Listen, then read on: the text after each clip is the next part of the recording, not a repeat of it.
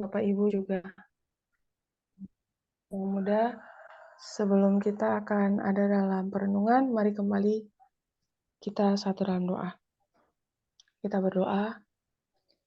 Tuhan Yesus, Bapa yang baik, terima kasih banyak, kami bersyukur di setiap pagi kami diberi kesempatan pagi ini, khususnya hari ini, kami diberikan kesempatan untuk kembali dibangunkan lagi oleh karena kasih karunia-Mu, dan juga ada Bapak, Ibu, dan sahabat orang muda yang ada dalam aktivitas, namun ketika mendengarkan suara-Mu lewat undangan-undangan yang dibagikan, mereka juga dapat berbagi dengan kami.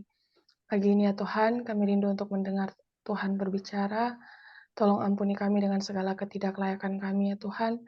Dan pada saat ini kami mohon, biarlah kuasa Roh Kudus-Mu menaungi setiap kami, sehingga kami dapat mendengar, kami dapat membaca firman-Mu dengan baik, dan kami diberikan pengertian untuk lebih dekat lagi dengan Tuhan Yesus, membaharui kehidupan kami, dan juga Tuhan untuk dapat saling mengasihi satu dengan yang lain. Tolong bantu kami ya Tuhan, berbicaralah bagi kami. Kami mohon hanya di dalam nama Tuhan Yesus. Amin. Amin, puji Tuhan. Baik, pagi ini Bapak Ibu dan sahabat orang muda, kita kembali ada dalam rangkaian perenungan Yesus nama di atas segala nama. Shalom, selamat pagi, selamat bergabung bagi Ibu Elfrida. Baik Bapak Ibu dan sahabat orang muda, tema besar kita di pagi Ibu. Tema besar kita di pagi ini yaitu pengantara Allah dan manusia. Yohanes 3 ayat 16, ayat yang sudah sering kali kita dengarkan bersama, bahkan sudah kita hafalkan. Karena begitu besar kasih Allah akan dunia ini, sehingga Ia telah mengaruniakan anaknya yang tunggal, supaya setiap orang yang percaya kepadanya tidak binasa melainkan beroleh hidup yang kekal. Kristus diperlakukan sebagaimana kita layak diperlakukan, supaya kita dapat diperlakukan sebagaimana Ia layak diperlakukan. Ia dihina karena segala dosa kita, yang dalamnya Ia tidak terlibat, supaya kita dapat dibenarkan oleh kebenarannya, yang dalamnya kita tidak mempunyai hak apa-apa. Ia menderita kematian yang kita punya, supaya kita mendapat hidup yang Dia punya. Oleh segala bilur-bilurnya, kita menjadi sembuh. Oleh kehidupan dan kematiannya, Kristus telah memperoleh jauh melebihi pemulihan dari kebinasaan yang terjadi oleh dosa. Adalah maksud setan untuk mengadakan perpisahan yang kekal antara Allah dan umat manusia. Akan tetapi, dalam Kristus, kita dihubungkan lebih rapat lagi dengan Allah daripada sekiranya kita tidak pernah berdosa. Dalam mengambil sifat-sifat kita, Juru Selamat telah mengikatkan dirinya kepada manusia dengan ikatan kasih yang tidak akan pernah putus. Sepanjang zaman yang kekal Ia dihubungkan dengan kita. Karena begitu besar kasih Allah akan dunia ini, sehingga Ia mengaruniakan anaknya yang tunggal. Yohanes 3 ayat 16. Ia mengaruniakan anaknya bukan saja untuk memikul dosa-dosa kita dan mati sebagai korban kita, Ia menyerahkan kepada umat yang telah berdosa. Untuk memberi kita kepastian tentang janji perdamaiannya yang tidak terubah itu, Allah mengaruniakan anaknya yang tunggal itu untuk menjadi anggota keluarga umat manusia, untuk selama-lamanya memiliki sifat kemanusiaannya. Inilah ikrar yang menunjukkan bahwa Allah pasti akan menepati janjinya. Seorang anak lahir untuk kita, seorang putra telah diberikan untuk kita, lambang pemerintahan ada di atas bahunya. Allah telah memakai sifat kemanusiaan dalam diri anaknya dan telah membawa sifat itu ke langit yang tertinggi. Anak manusia itulah yang juga turut bersemayam di tahta alam semesta. Anak manusia itulah yang namanya akan disebut Penasihat Ajaib, Allah yang perkasa, Bapa yang kekal, Raja Damai. Yesaya 9 ayat 5. Aku ada, Itulah pengantara antara Allah dan manusia yang meletakkan tangannya atas keduanya. Ia yang saleh tanpa salah, tanpa noda, terpisah dari orang-orang berdosa. Itulah sebabnya ia tidak malu menyebut mereka saudara. Ibrani 7 ayat 26 dan Ibrani 2 ayatnya yang ke-11. Dalam Kristus, keluarga yang di bumi dan yang di surga dipersatukan. Kristus yang dipermuliakan itu adalah saudara kita. Surga diabadikan dalam manusia, dan manusia dirangkul mesra dalam dada kasih yang tidak terduga. Renungkan lebih dalam. Meski surga tampak jauh, Yesus telah mengikat saya kepada penghuni surga dengan tali kasih yang tidak dapat diputuskan. Apakah hal pertama yang akan saya lakukan ketika saya bertemu dengan keluarga surgawi saya? Amin, puji Tuhan, Bapak Ibu dan sahabat orang muda. Puji Tuhan untuk perenungan firman pagi ini. Kita diingatkan kembali betapa begitu besarnya kasih Juru Selamat kita, kasih Allah Bapa, juga kasih Tuhan Yesus, dan juga dalam tuntunan dan pimpinan kuasa Roh Kudus. Di pagi ini kita melihat kembali, walaupun ayat firman ini berulang-ulang kali sudah kita lihat, sudah kita hafalkan, bahkan sudah tidak asing lagi bagi kita, namun ayat ini selalu ketika kita mau merenungkan selalu ada hal-hal baru yang dapat kita dapatkan. Dan di pagi ini kita diingatkan kembali betapa karena Allah sangat mengasihi kita, pemberian terbaik dari surga itu diberikan itu Yesus. Karena surga bukanlah surga kalau tidak ada Tuhan Yesus di sana. Kadang kita memikirkan ke surga karena mau hidup yang nyaman, mau juga berbagai hal yang mungkin secara lahiriah kita melihat bahwa di surga lebih enak, tapi tanpa kita sadari bahwa jika tidak ada Kristus di sana, maka tidak berartilah surga itu sendiri. Dan karena kasih sayang Tuhan bagi kita, Ia memberikan pemberian yang terbaik untuk membujuk umat berdosa, untuk membujuk kita yang berdosa menjadi penghubung bagi kita dengan Allah Bapa. Karena kalau kita melihat ketika kita ada dalam dosa, maka kita sudah tidak dapat terhubung dengan surga lagi, sehingga pada akhirnya sebagaimana Adam dan Hawa diusir dari Taman Eden, dipisahkan dari Taman Eden, dan dari akibat dari dosa ini akhirnya kita sampai sekarang masih terus ada dalam dunia ini. Namun puji Tuhan untuk Tuhan Yesus yang sudah menyediakan keselamatan bagi kita, bahkan jauh sebelum kita lahir, Tuhan telah mempersiapkan keselamatan itu. Dan Bapak Ibu dan sahabat orang muda, di pagi ini kita bersyukur karena kalau kita sekarang menyukai pemimpin negara seperti Pak Jokowi sebelumnya, yang mana dia suka turun belusukan kepada rakyat, itu menjadi menyenangkan bagi para rakyat karena boleh lebih mengenal pemimpin, boleh mengenal sang pemimpin negara di tempat yang harusnya dia hanya di istana negara saja, hanya tugasnya memantau untuk koordinasi bagi bawahan-bawahannya yang dia suruh harusnya untuk pergi melihat, tapi ketika dia turun tangan langsung, maka ada sukacita bagi para rakyat karena boleh melihat pemimpin dengan lebih dekat.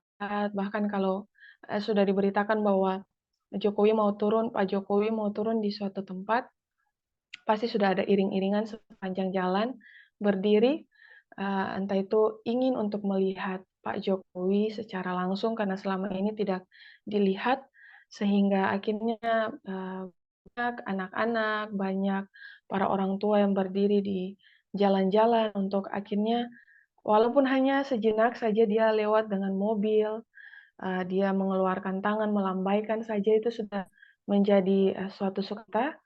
Apalagi kalau dia turun, dia berjalan, dia menyapa masing-masing rakyat, itu menjadi suatu sukacita bagi rakyat.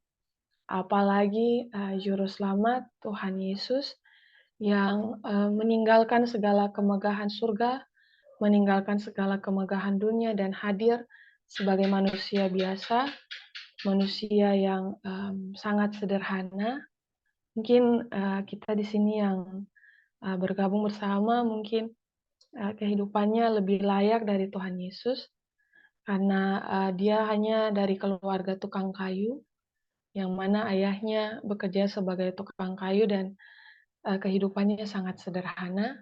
Dan bersyukur untuk Tuhan Yesus yang tahu segala penderitaan, segala kelemahan, dan satu tujuan utama Ia datang ke dunia ini hanya untuk menyelamatkan kita, merasakan bagaimana pergumulan kita, dan memberikan kemenangan bagi kita, agar tidak ada alasan bagi setan untuk menuduh atau juga memberikan alasan bagi untuk memisahkan kita daripada surga. Dan Tuhan menjadi penghubung itu, karena dengan kekuatan kita manusia, perbuatan baik kita, tidak ada yang mampu untuk menuntun kita sampai ke surga. Hanya Tuhan Yesus saja yang dapat menjadi penghubung, karena lewat kehidupannya, bagaimana dia menjadi manusia dan dia memberikan kemenangan, kehidupannya yang suci, yang kudus, yang tidak bercacat celah, sehingga ketaatan daripada seseorang menjadi jaminan bagi seluruh keluarga umat manusia.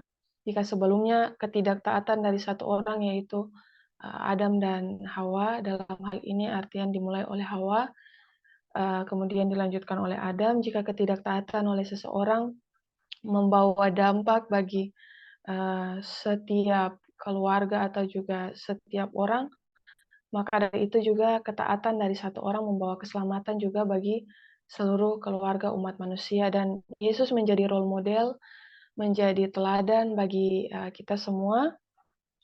Dan di pagi ini kita diingatkan kembali bahwa apapun pergumulan kita, bahkan kematian sekalipun, Tuhan sudah memberikan kemenangan yang pasti bagi kita. Hanya saja bagaimana kita merespons panggilan Tuhan, inilah yang menjadi penting. Kemarin kita sempat berdiskusi mengenai umat yang dipanggil kemudian yang terpilih. Banyak yang dipanggil tapi sedikit yang terpilih. Masalah panggilan, Tuhan selalu memanggil kita.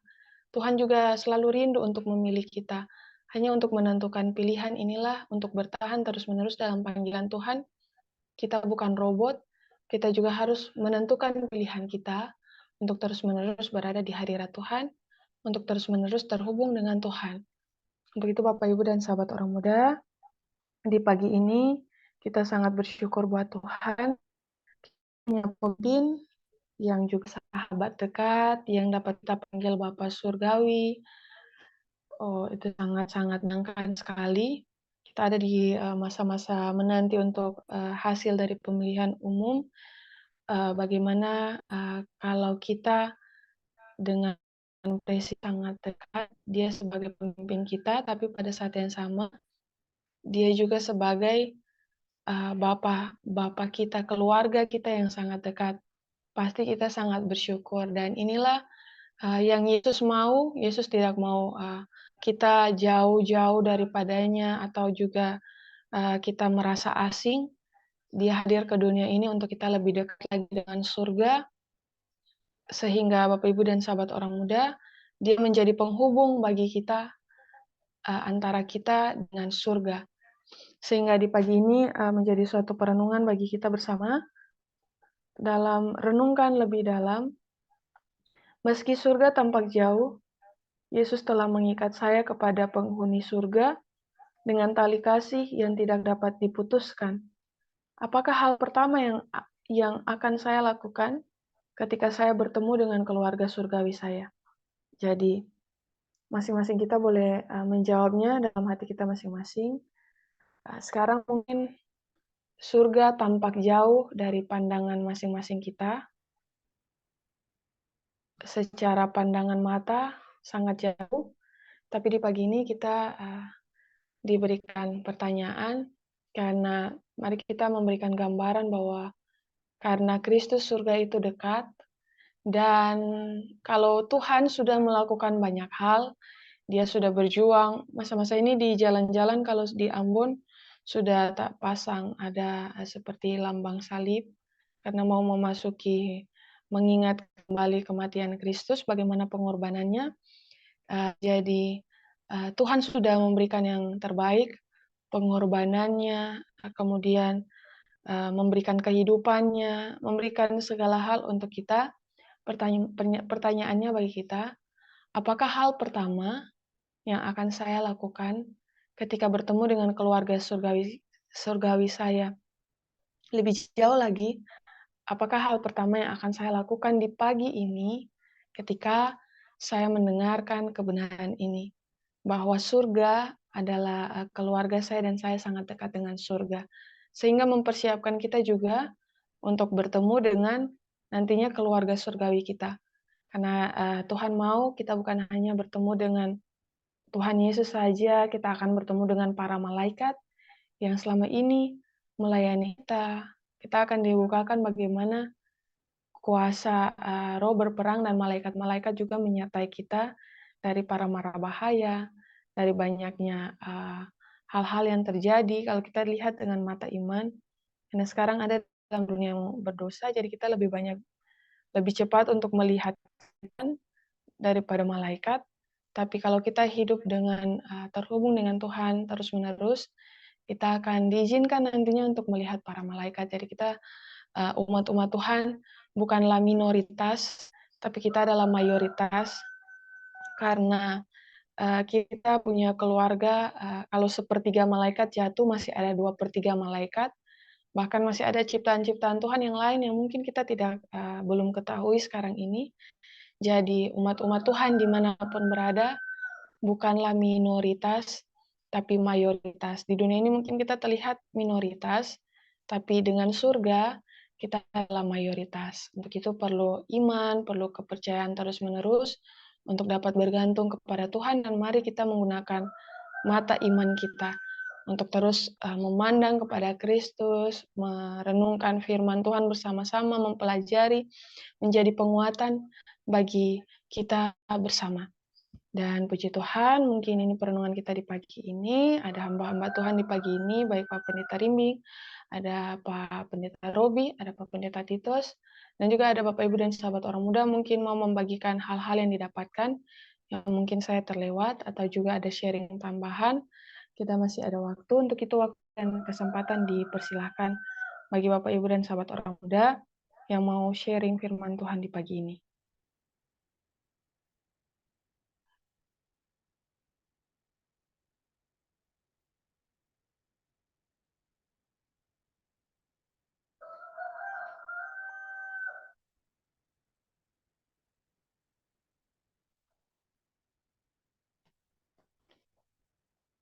Shalom, selamat pagi juga ya bagi Kak Kristalia. Selamat bergabung. Baik, apa mungkin ada dari Pendeta Rimbi? Ada tambahan Pak Pendeta? Baik, selamat pagi. Selamat pagi. Terima kasih penjelasan dari Nona Mira. Bagi saya mendengarkan dengan seksama bahwa betapa penting kita harus mengetahui pengantaran Allah dan manusia. Dan kita sudah dapatkan penjelasan bahwa Yesus itu adalah pengantara kita. Dan pengantara yang tidak ada tarannya. Ya. Kenapa sampai katakan tidak ada tarannya? Pengantara ini bukan sekedar pengantara, tetapi rela mati demi mengantarai manusia dan Allah. Betapa penampilan Yesus dalam hal ini boleh menggetarkan hati kita. Itu sebabnya di dalam ayat dikatakan, karena begitu besar. Berbicara begitu besar di sini. Tidak ada ukuran yang dapat membandingkan begitu besar. Dan Tuhan mau kita menyadari akan hal ini. Betapa manusia itu sangat berharga di mata Tuhan. Sampai-sampai Allah menjadikan Yesus sebagai pengantara. Tetapi bukan hanya menjadikan Yesus sebagai pengantara. Merelakan Yesus. Yesus pun rela mati di kayu salib demi menyelamatkan manusia.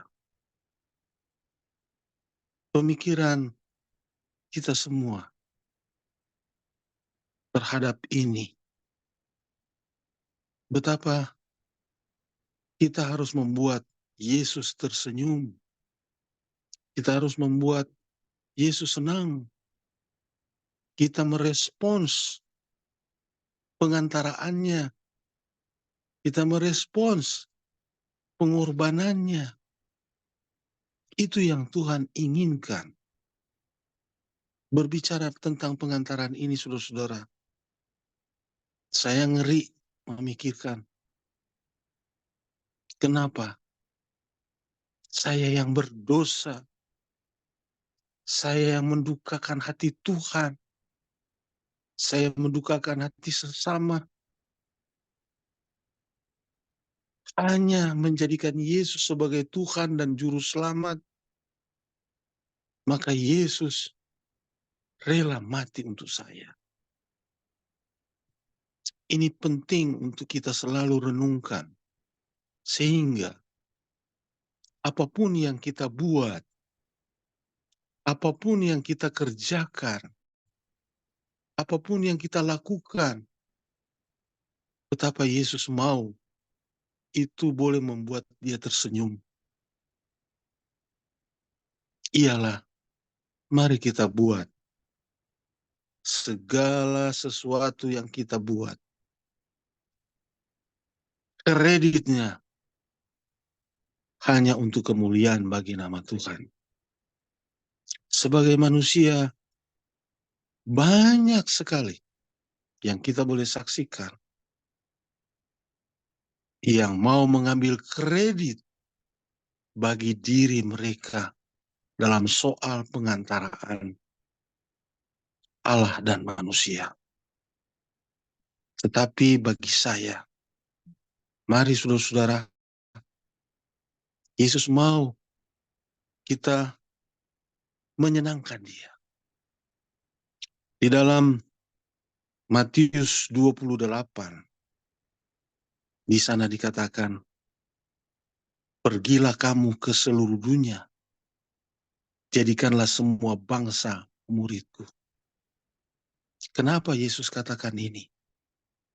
Karena Yesus mau banyak orang boleh mengenal dia sebagai pengantara. Banyak orang boleh mengenal dia bahwa dia selain jadi pengantara, rela mati demi menyelamatkan manusia. Itu yang Yesus mau. Kalau kita pergi ke seluruh dunia dan beritahukan ini, maka akan bertambah banyak orang mengetahui Yesus sebagai pengantara yang rela mati. Dan tentunya efeknya adalah pengantaraannya itu tidak sia-sia. Pengantaraannya itu berarti. Artinya apa? Banyak orang mengenal dia, banyak orang menerima dia, banyak orang menjadikan dia benar-benar pengantara untuk kehidupan yang kekal. Kalau kita kembali kepada pertanyaan yang di bawah, apa yang kita akan buat? Tentunya kita akan berkata kepada mereka yang ada di sorga, lebih khusus kepada yang kita sudah ketahui, yaitu Nabi Musa sudah ada di sana, Nabi Elia sudah ada di sana. Apakah hal pertama yang akan saya lakukan ketika saya bertemu dengan keluarga surgawi saya? Elia adalah keluarga surgawi saya. Musa adalah keluarga surgawi saya. Kita akan berkata bahwa Musa itu, dia adalah mewakili orang yang mati, yang sudah diselamatkan. Dan Elia adalah mewakili orang yang hidup nanti, diobakan dan diselamatkan. Kita tahu kehidupan Musa, dan kita akan berkata kepada Nabi Musa, terima kasih. Kehidupan Nabi Musa boleh menjadi pelajaran bagi kami untuk terus setia di dalam iman dan percaya kami. Untuk terus menjadikan Yesus sebagai pengantara. Untuk menghargai pengorbanan Yesus di kayu salib. Terima kasih Nabi Elia boleh mengingatkan kepada kami bahwa keselamatan itu boleh dilalui lewat kematian, dan keselamatan itu boleh dilalui lewat kehidupan yang diubahkan. Dari sini kita boleh mengetahui bahwa orang yang akan diselamatkan itu adalah orang yang setia, yang menerima Yesus sebagai pengantara, yang betapa mereka begitu mengasihi pengorbanan Yesus di kayu salib. Dan akhirnya, walaupun mereka mati, pada kedatangan Yesus nanti kedua kali, mereka akan dibangkitkan dan mereka akan berkata terima kasih. Kemudian pada waktu Tuhan Yesus datang pada kali yang kedua, ada orang yang masih hidup di mana Tuhan Yesus datang. Mereka diwakili oleh Nabi Elia. Mereka juga akan berkata terima kasih kepada Nabi Elia, bahwa menunjukkan bahwa Nabi Elia juga mengingatkan kepada kita, mari kita menjadikan Tuhan Yesus sebagai pengantara kita. Mari kita jadikan Tuhan Yesus, atau kita menerima Dia untuk semua pengorbanan, untuk semua yang Dia lakukan bagi kita. Dan akhirnya ada sukacita. Tuhan benar-benar tersenyum. Tuhan benar-benar senang dengan kita. Karena kita menjadikan Dia sebagai pengantara kita. Karena kita menjadikan Dia sebagai orang yang begitu mengasihi, yang rela mati dan memikirkan keselamatan manusia. Itu mungkin yang kita akan katakan, dan akhirnya kita sebagai umat manusia yang menjadikan Dia sebagai pengantara dan menghargai pengorbanannya, kita memiliki harapan bahwa oleh pertolongan Tuhan Yesus sendiri, kita akan tetap setia dan kita boleh diselamatkan di dalam kerajaan surga. Ini mengingatkan kepada kita bahwa dunia ini hanya sementara, kesenangan dunia ini hanya sementara. Mari kita fokus bahwa Tuhan mau supaya barang siapa yang percaya kepadanya tidak binasa, melainkan beroleh hidup yang kekal. Biarlah pengantaran Yesus itu benar-benar bermakna bagi kita. Biarlah pengorbanan Yesus itu benar-benar kita hargai, sehingga semua yang kita buat selagi kita berada di dunia ini, kita selalu berusaha dengan pertolongan Tuhan, dengan tuntunan Roh Kudus, berbuat yang terbaik. Dan semua kebaikan yang kita lakukan tidak ada artinya. Semua dikembalikan kepada Yesus sebagai kredit. Dan akhirnya kita boleh memiliki sukacita di sorga dan di bumi. Saya dalam nama Yesus. Amin. Amin, puji Tuhan. Terima kasih buat hamba Tuhan, Pak Pendeta Rimbing. Dan saya rindu juga kiranya kita mengingat perenungan ini dan suatu ketika nanti di surga, ketika kita boleh bertemu secara langsung, muka dengan muka, kita boleh bersuka cita karena kita mengingat perenungan ini. Mungkin kita akan saling menyapa satu dengan yang lain nanti. Pagi ini kita terhubung terbatas jaringan, terbatas banyak hal yang terjadi, tapi saya rindu dengan pertolongan Tuhan kita boleh bersama-sama di surga menyaksikan kebaikan Tuhan Yesus. Dan mari selagi kita menanti kedatangan Yesus, saya baca dalam satu buku rohani. Jadi di buku tersebut menunjukkan judul besarnya Kemenangan Akhir.